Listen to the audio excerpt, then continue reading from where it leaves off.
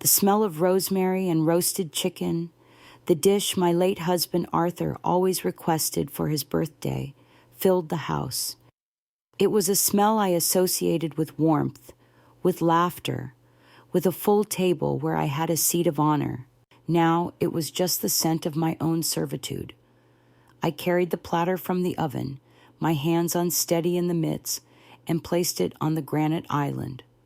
My son, Mark, and his wife Jessica were entertaining guests from his new tech startup. They were the kind of people who wore sharp, colorless clothing and laughed without making a sound, their smiles like razor wire. I had cooked for 6 hours, determined to create a meal that might, for a fleeting moment, remind them I was more than the live-in help. I was the woman who had raised Mark in this very house, who had paid off its mortgage with my teacher's salary after Arthur passed. But that woman was a ghost now, and ghosts don't get a place at the table. "Dinner is served," I announced, my voice sounding small and foreign in the cavern of my own kitchen. Jessica turned from her conversation, a flute of champagne in her hand. Her eyes swept over the golden brown chicken, the garlic mashed potatoes, the green beans, almondine. She didn't smile. She just gave a slight dismissive nod, as if I were a caterer she was displeased with. "Just put a plate aside for yourself, Clara," she said, her voice loud enough for the guests to hear. "We'll be eating in the dining room. It's a bit of a formal affair." The guests, 2 other couples, filed past me without a glance. Mark followed, patting my shoulder in that distracted way he had perfected since Jessica came into his life. It wasn't a gesture of affection. It was a gesture of dismissal, like patting a dog to get it out of the way. I stood alone in the kitchen, the sounds of their clinking glasses and muted conversation drifting in from the other room. I made myself a small plate, taking the wing of the chicken, the piece no one else ever wanted, and a spoonful of potatoes. I sat at the small kitchen nook, the one where Arthur and I used to drink our morning coffee and read the paper. Max, our old golden retriever, patted over and laid his head on my lap. He was the only one in this house who still looked at me with unconditional love. He was old, arthritic, and a living testament to a time when this house was a home. After they had finished, Jessica glided back into the kitchen, her face a mask of polite contempt. She scraped the leftover scraps from their plates, bits of gristle, a few cold green beans, a soggy piece of bread, into a small bowl, a very specific bowl. It was Max's old water dish, the ceramic one with a crack down the side that I'd kept for sentimental reasons. She pushed it across the counter toward me. "Here," she said, her voice dripping with condescension. "You should know your place, Clara. This is for you and that mangy dog of yours." For a moment, the world stopped. The hum of the refrigerator, the distant traffic, the sound of my own breathing, it all ceased. I stared at the bowl. My dinner, the meal I had poured my love and memory into, was now presented to me as refuse, leftovers in a dog bowl. I looked up at her, expecting to see a flicker of remorse, of humanity. There was nothing, just cold, polished satisfaction. Mark appeared in the doorway behind her. He saw the bowl, he saw my face, and he saw his wife's triumphant smirk, and he said nothing. He just turned and walked away. I didn't cry. The tears that used to come so easily had long since dried up, replaced by something harder, something colder. I felt a profound and terrifying calm settle over me. I looked from the bowl to Jessica's perfectly manicured hand resting on the counter. I just nodded slowly. I didn't touch the bowl. I didn't need to. That night, as I lay on the lumpy mattress in the guest room they'd relegated me to, I didn't think about the humiliation. I thought about the old cast iron safe in the basement, the one Arthur had installed decades ago. The one they always joked was filled with his secret treasure. They thought it was empty, a relic. They had no idea he'd left me one thing inside, a key, not to a treasure, but to a reckoning. And as I listened to them laughing downstairs, I made a silent promise to Arthur, to Max, and to the woman I used to be. Tomorrow, I would remember my place. Arthur wasn't just a man who built houses, he built a life. We met in the summer of '78, right here in Michigan. He had calloused hands and a smile that could melt the February frost. I was a high school English teacher, and he was a master carpenter who believed a home's foundation wasn't just concrete, but character. We bought this plot of land when it was nothing but a field of wildflowers. "We'll build it ourselves, Clara," he'd said, his eyes alight with a dream that soon became mine. "Every nail, every board will be part of our story." And it was. He framed the walls while I was pregnant with Mark, and I'd sit on a sawhorse reading him poetry as he worked. He taught me how to spackle, how to lay tile, how to find the beauty in the grain of a piece of oak. This house wasn't just purchased, it was born from our sweat, our savings, and our shared faith in the future. When Mark was a boy, this home was filled with the sound of his laughter and the smell of my baking. Arthur would come home, sawdust in his hair, and scoop our son into his arms. We were a fortress of three, solid and unshakable. Arthur was a quiet man, but he saw things others missed. He saw the subtle shifts in people, the cracks in their facades. When Mark brought Jessica home for the first time, Arthur was polite, charming even. But later that night, as we sat on the porch swing he'd built, he took my hand and said, "She looks at this house not as a home, but as an asset, Clara. Be careful." I had dismissed it as him being overprotective. I saw a young woman in love. He saw an investment banker sizing up a property. He was right. After we lost him to the cancer that came swift and silent, the house grew quiet. The warmth seemed to seep out of the walls. Mark and Jessica moved in, ostensibly to take care of me, but it was more like a corporate takeover. Slowly, my home became their house. The first sign was the safe.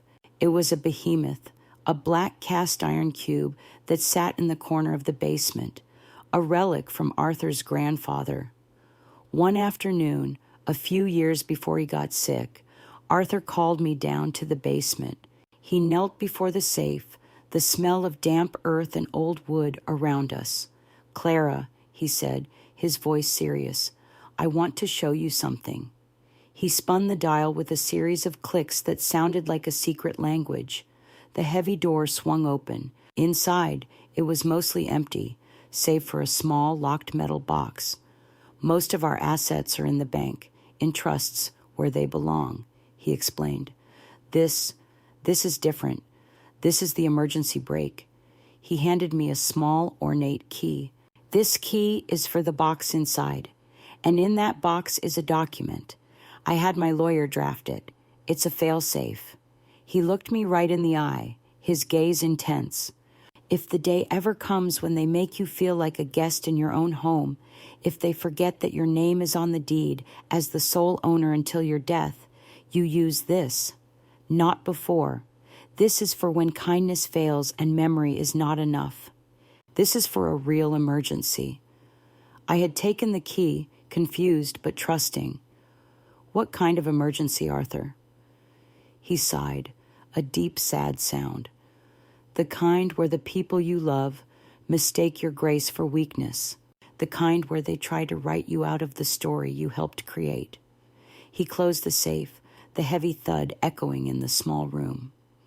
"They'll ignore this old thing," he said, patting the top.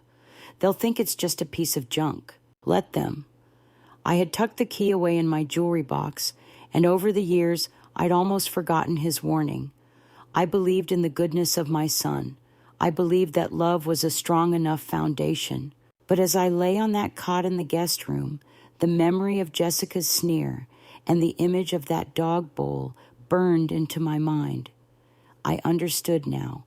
This was the emergency Arthur had foreseen. He hadn't just built the walls of this house. He had built a final, unbreakable defense for me within them. He knew that one day the story might be rewritten, and he had left me the original manuscript, locked away in the dark, waiting for me to reclaim it. The takeover of my life didn't happen overnight. It was a slow, creeping frost. It began with paint. A few months after they moved in, Jessica announced she was refreshing the living room. The warm, buttery yellow I had picked with Arthur was painted over with a sterile, cold gray she called minimalist chic. I said nothing.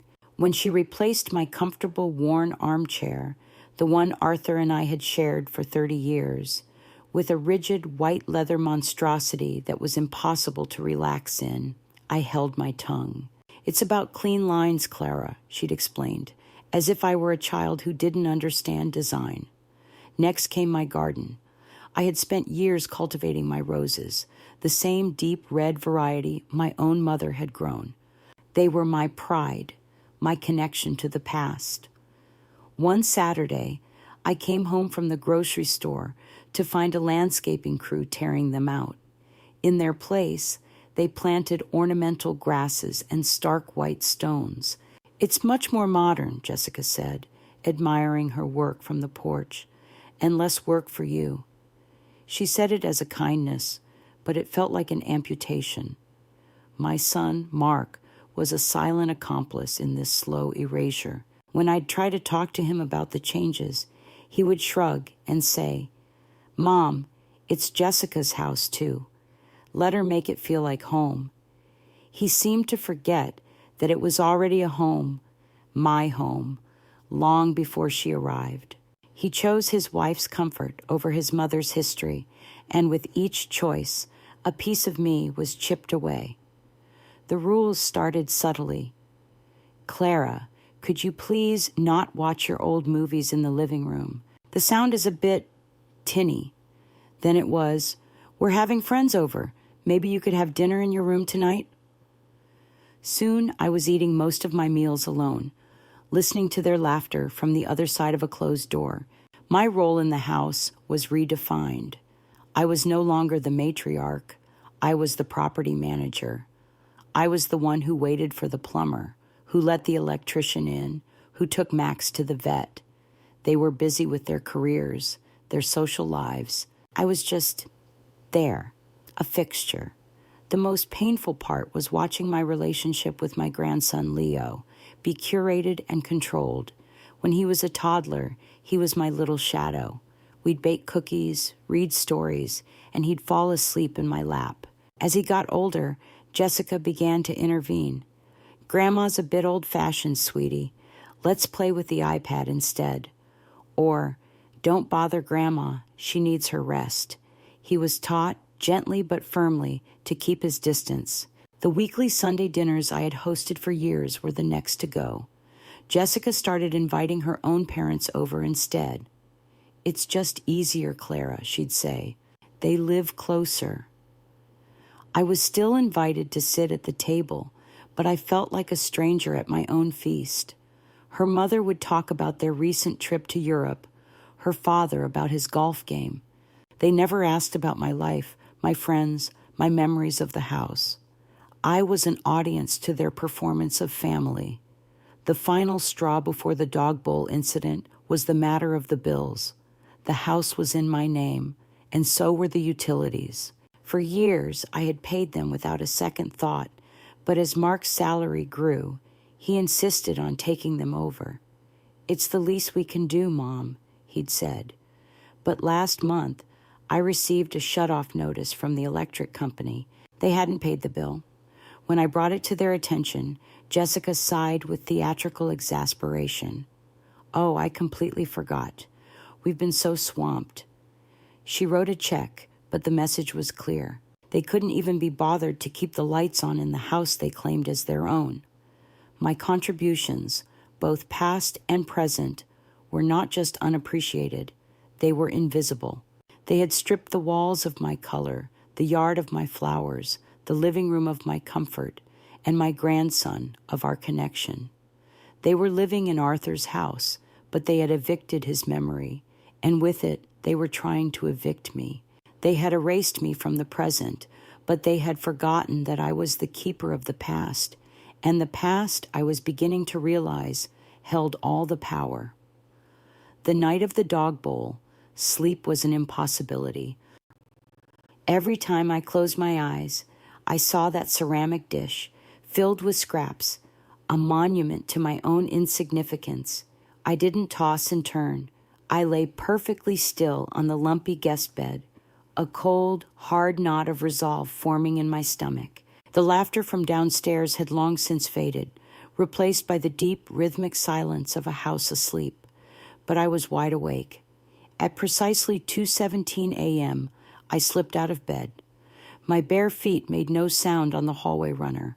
I crept past their closed bedroom door, past the living room where the ghosts of my happy memories now felt like trespassers, and toward the door to the basement. The old wooden door creaked as I opened it. A sound I knew so well, a sound they had never bothered to fix. A wave of cool, damp air washed over me, carrying the familiar scent of earth, old paper, and time itself. I flicked the switch, and a single bare bulb at the bottom of the stairs cast long, dancing shadows. The basement had been Arthur's domain, but after he was gone, it became my sanctuary of memory. They never came down here. Jessica once called it creepy and full of spiders. They had no interest in the boxes of my old teaching materials, the photo albums from my childhood, or the tools Arthur had meticulously cleaned and hung on the pegboard wall. To them, the basement was just a cellar. To me, it was the house's heart, its memory bank. I descended the steep wooden stairs, my hand trailing along the cool, rough-hewn wall. My heart wasn't pounding with fear, but with a slow, steady drumbeat of purpose. Max, who had been sleeping at the foot of my bed, followed me silently, his nails clicking softly on the concrete floor. He seemed to understand this was not a casual trip for a glass of water. He sat at the bottom of the stairs, a furry golden gargoyle guarding my mission. The safe was exactly where Arthur had left it, in the far corner, partially obscured by a stack of old newspapers and a forgotten Christmas tree stand.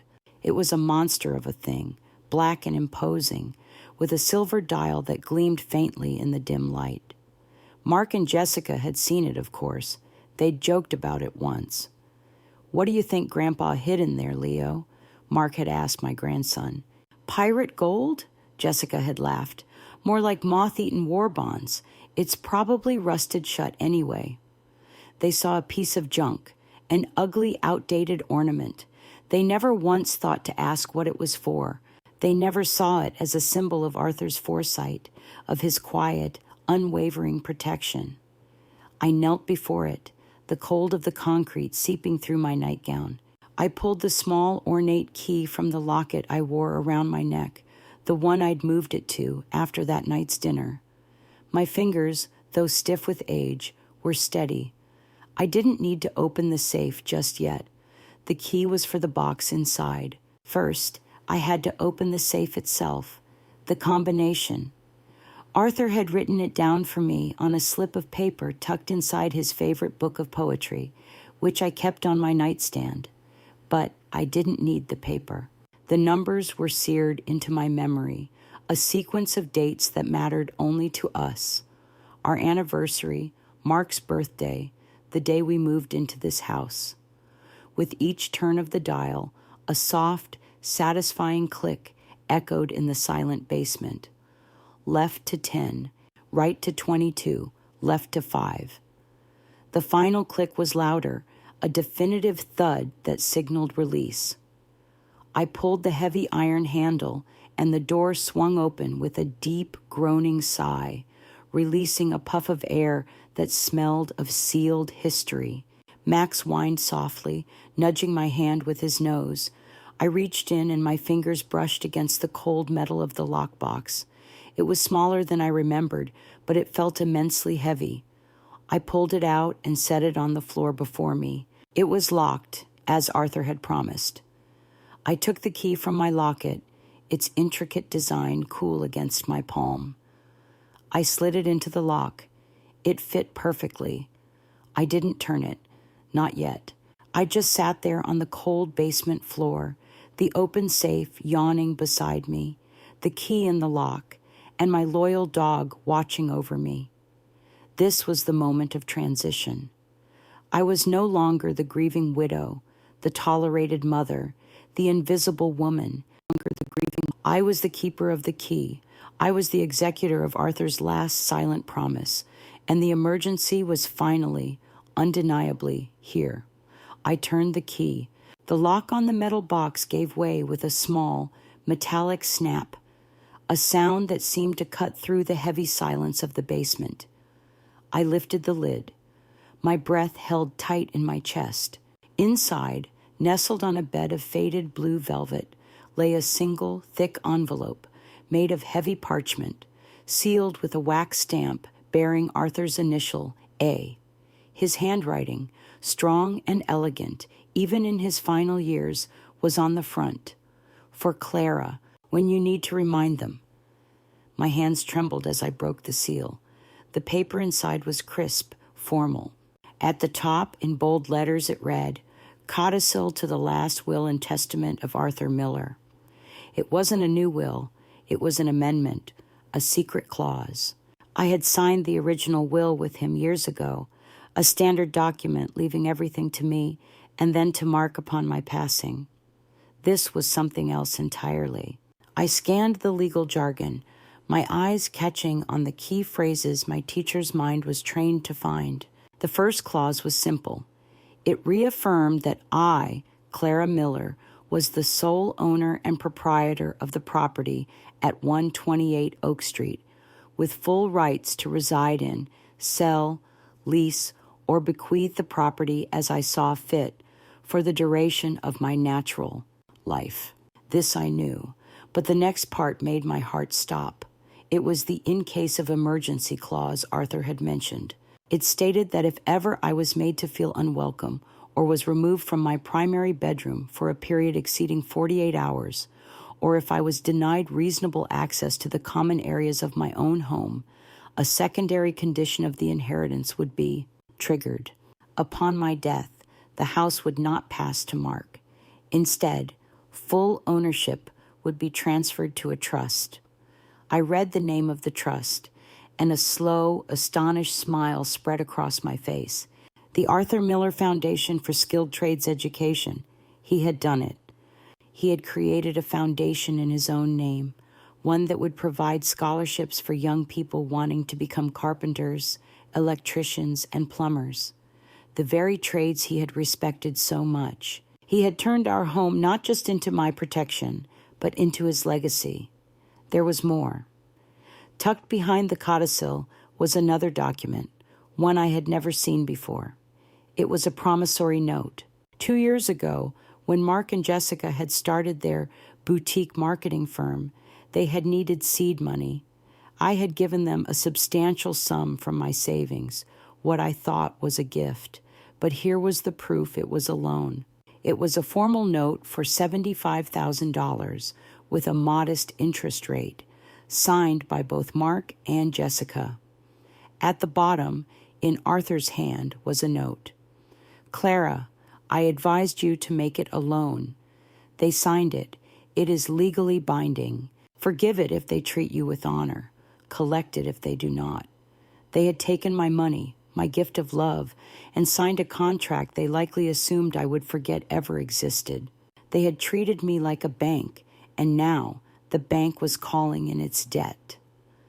The final item in the box was a personal letter, sealed in a smaller, softer envelope. Just my name on the front. I opened it carefully. "My dearest Clara," the letter began. "If you are reading this, then my worst fears have come true, and I am deeply sorry. I am sorry that the son we raised with love has forgotten its meaning. I am sorry that the home we built with our hands has become a place where you feel small. I did not build you a cage, my love. I built you a fortress. This house is yours. Its walls were meant to protect you, not confine you. The documents in this box are not weapons. They are tools. They are the final set of tools I can give you to rebuild your peace, Use them not with vengeance, but with the quiet strength you have always possessed. Remind them not of what they stand to lose, but of what they have already thrown away, your trust, your respect, and the honor of your love. You are the foundation of this family, Clara. Don't ever let them convince you that you are just a decoration. All my love, forever, Arthur. The tears finally came, hot and silent, dripping onto the worn concrete floor. They weren't tears of sadness, but of overwhelming gratitude and love. He had seen it all. He had known, and he had prepared me. Max nudged my arm, whining softly as if he understood. I folded the letter and placed it, along with the other documents, back into the envelope. I closed the box, locked it, and put it back in the safe. I didn't need to take the papers with me. Their power wasn't in my possession, but in my knowledge. I was no longer a victim. I was armed. Arthur had given me a blueprint for my own liberation. The next morning, I moved with a newfound deliberation. I made my coffee in the kitchen, and when Jessica came downstairs, I met her gaze with a calm, neutral expression that seemed to unsettle her. She expected me to be sullen, defeated. She did not expect me to be serene. I spent the day in the local library, not hiding, but planning. I used their computers to research lawyers, specifically those who specialized in elder law and estate disputes. I found one whose name seemed to be a sign from the universe, the Harrison and Stone Law Group. Stone. That's what I felt like, unmovable. I made the call from a quiet corner in the nonfiction section. The receptionist put me through to a Mr. Harrison, a man with a kind but firm voice. I explained my situation concisely, without emotion. I mentioned the fraudulent deed from the nursing home, the original will, the codicil, and the promissory note. There was a long pause on the other end of the line. Finally, he spoke. "Mrs. Miller," he said, his voice laced with a mixture of professional outrage and respect. "Your husband was a very wise and thorough man. I would be honored to represent you. Can you be in my office tomorrow morning?" The meeting was in a polished downtown office that smelled of leather and justice. I brought photocopies of everything, leaving Arthur's originals safely locked away. Mr. Harrison, a man in his late 60s with silver hair and sharp blue eyes, reviewed every page. He read Arthur's letter last, and when he looked up, his expression was one of grim determination. "This is not just a property dispute, Clara," he said, using my first name with a gentle familiarity. "This is a case of financial elder abuse and blatant contractual fraud. We have them on multiple fronts." "I don't want to destroy my son," I said, my voice steady. "I just want my home and my dignity back." "And you shall have them," he assured me. "We will proceed on 2 tracks. First, we file an immediate injunction to freeze any and all transactions related to the property. They won't be able to sell it, refinance it, or even change the name on the cable bill without a court order. Second, we will send them a formal demand letter regarding the promissory note.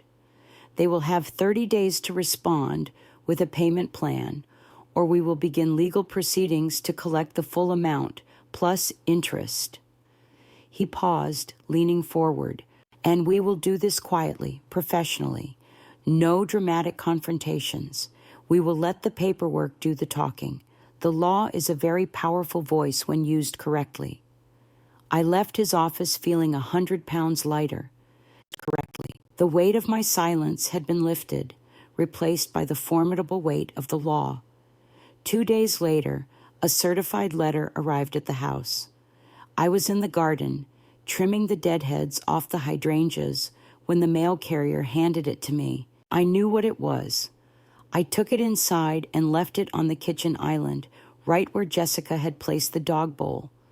I didn't need to be there when they opened it. I went to my room with Max at my heels and closed the door. An hour later, I heard the front door open and close, followed by Jessica's sharp, indignant voice. "Mark, what in God's name is this?" The murmur of their voices grew louder, escalating from confusion to panic. I heard the rustle of paper, then Jessica's voice, high and strained. "A loan? What loan?" "This is from a lawyer. She's suing us." Mark's response was a low, panicked rumble. I couldn't make out the words, but the tone was clear. He was terrified. The argument raged for nearly an hour. Their voices rose and fell, a symphony of disbelief and accusation. I heard phrases like, "How could she do this?" and "This has to be a mistake." And finally, Jessica's shriek, "That old woman is trying to ruin us." I sat in my armchair, stroking Max's soft fur, and felt nothing but a profound, almost peaceful stillness. I had not said a word. I had not raised my voice, but I had finally spoken. The law was speaking for me now, in cold, hard, undeniable print. The quiet declaration of war had been delivered, and they were utterly unprepared. Arthur had been right. Kindness had failed. Memory was not enough. But the truth, notarized and filed with the county clerk, was a language they could not ignore. For a week, an unnerving quiet settled over the house. It was not peace. It was the tense, coiled silence of a ceasefire. Jessica stopped making snide remarks, moving around me with a wide berth, as if I were a piece of unexploded ordnance. Mark avoided eye contact altogether, his shoulders perpetually slumped in a posture of defeat. They were waiting for my next move, and the not knowing was clearly unraveling them. The confrontation came on a Saturday morning. I was sitting at the kitchen table, the same one where I'd been given the dog bowl, sipping tea and reading a book. They entered together, a united front of desperation. Jessica placed a stack of papers on the table beside my cup. It was the demand letter from Mr. Harrison and a copy of the injunction. "We need to talk about this, Clara," she said, her voice stripped of its usual venom, replaced by a thin, brittle civility. "This is a misunderstanding." I looked up from my book, dog-eared the page, and closed it softly. "There is no misunderstanding, Jessica," I replied, my tone even. "There is only a truth you chose to ignore." Mark pulled out a chair and sat down heavily. He looked haggard, his face pale. "Mom, that loan, we thought that was a gift. We never would have taken it if we knew." "You signed a legally binding document, Mark," I interrupted gently. "You are both intelligent adults. You knew what it was. You just assumed I would never enforce it. You assumed I would be silent forever." Jessica's composure cracked. "But to do this now, to threaten to take the house, this is our home. This is Leo's home. How can you be so cruel?" I took a slow sip of my tea before answering. I let her accusation hang in the air, let its hypocrisy echo. "Let's talk about cruelty, Jessica," I said, setting my cup down with a soft click. "Is it cruel to demand repayment for a loan that was freely signed? Or is it cruel to serve your mother leftovers in a dog bowl and tell her to know her place?" Her face went white. Mark flinched as if I had struck him. "Is it cruel to file a legal document?" I continued, my voice unwavering. "Or is it cruel to lock your mother out of her own home on Christmas while you entertain guests?" I leaned forward, my eyes locking with hers. "Yes. Is it cruel to reclaim what is legally and morally mine? Or is it cruel to wish for an old woman to die so you can have her assets free and clear?" I had never told them I'd overheard her. The shock on her face was absolute. She stumbled backward, speechless, her hand flying to her mouth. Mark stared at me, his mouth agape. "You heard that?" he whispered. "I have heard everything," I said simply. "For years. I just chose to respond with grace. But you mistook my grace for weakness. You mistook my silence for senility. You were wrong." I stood up and walked to the kitchen counter, retrieving the folder Mr. Harrison had given me. I laid the codicil to Arthur's will on the table. My husband foresaw this day, I explained. He knew you might forget the meaning of family, so he made a provision. This house, upon my death, will not go to you. It will fund a foundation to help young people learn a trade. It will build futures for those who are willing to work, not for those who feel entitled. The finality in my voice was absolute. Jessica finally found her words, a choked sob. So what do you want from us, Clara? Do you want us on the street? No, I said, looking directly at my son. I want what I am owed. I want the loan repaid with interest, as stipulated in the contract you signed, and I want you to vacate my home. Mark buried his face in his hands. Mom, we don't have that kind of money. The business, it's not profitable yet. We put everything into it. You have 30 days to present a payment plan to my lawyer, I said, turning to leave the room. As for the house, you have 60 days to find a new place to live. That is more time than you gave me when you sent me to a nursing home under false pretenses. I paused at the doorway, looking back at the two of them, shattered and exposed at the table where they had so carelessly dismantled my dignity. You told me to know my place, I said softly. My place is as the owner of this house, and your place is no longer in it. The 60 days that followed were a quiet storm. There were no more arguments, no more pleading. The fight had gone out of them, replaced by the grim, frantic energy of packing. They moved like ghosts through the halls of the house, boxing up their minimalist furniture and colorless lives. They hired movers. On the final day, I watched from the porch swing as the truck pulled away, carrying my son and his family to a small rental apartment across town. Mark gave me one last haunted look before getting in his car. He didn't wave. I didn't expect him to. For the first time in years, the house was silent, and it was mine. The first thing I did was reclaim my bedroom. I opened the windows wide, letting the fresh, clean air chase out the stale scent of their indifference. I brought my old, comfortable armchair back from the basement and placed it by the window. I put Arthur's picture back on the nightstand. That evening, I slept in my own bed, under my own quilt, and for the first time in a decade, I slept through the entire night. The next week, I called a painter. The sterile gray walls were painted over with the warm, buttery yellow of my memory. I went to a nursery and bought 2 climbing rose bushes, the deep red variety, and planted them myself on either side of the front walkway. My knees ached, and my hands were caked with dirt, but it was the most satisfying work I had done in years. My lawyer, Mr. Harrison, helped me set up a payment plan for the loan. Mark and Jessica were to pay a small amount each month, a constant, humbling reminder of their contractual obligation. It wasn't about the money, it was about the accountability. The first check arrived in the mail, a flimsy piece of paper in a plain white envelope. I deposited it without ceremony. With the house once again my own, I started to fill it, not with things, but with life. I hosted a book club for other women from my old teaching days.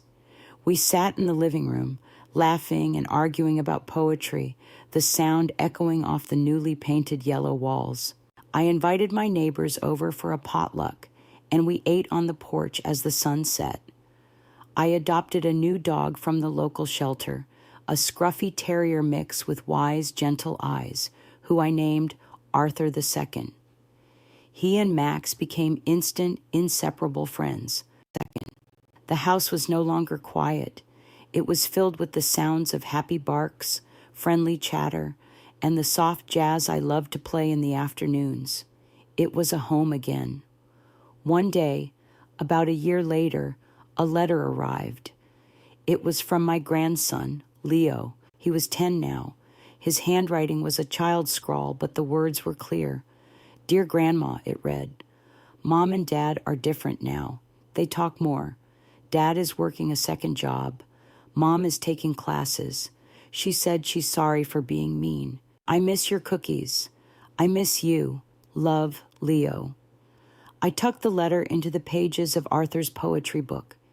Forgiveness was a complex, winding road, and I wasn't sure I was ready to walk it yet, but the letter was a start, a small seed of hope planted in the barren ground of our broken family. I sat on the porch swing, Arthur II asleep at my feet, and looked out at the home Arthur and I had built.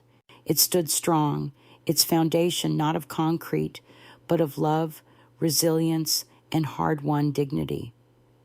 I had not set out for revenge. I had set out to reclaim my story. They had tried to write me out, to reduce me to a footnote in my own life, but they had failed. They forgot that the quietest people often have the clearest memories and the strongest wills. They forgot that a mother's love is not a limitless resource to be exploited, but a precious legacy to be honored. And in the end, I didn't need them to remember my worth. I just needed to remember it myself.